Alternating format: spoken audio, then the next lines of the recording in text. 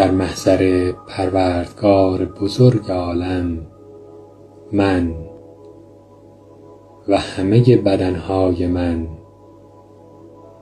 و همه اسامی من و همه چاکراهای من همکنون با هر انرژی زیر بعد 7 که حقیقت نیست، نور نیست، عشق نیست و آگاهی نیست، قطع لینک اعلام می کنم.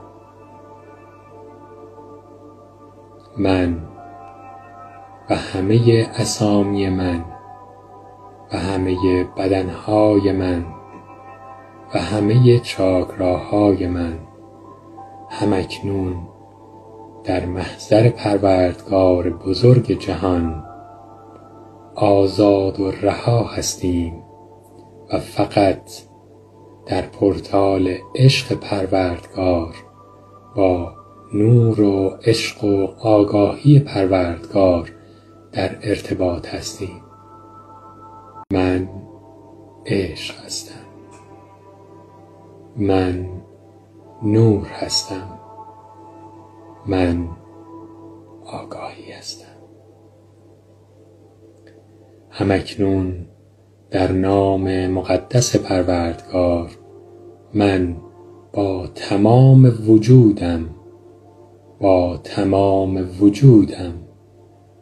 تمام وجودم در محضر پروردگار هستم. در صفر مطلق، در آرامش مطلق، در عشق مطلق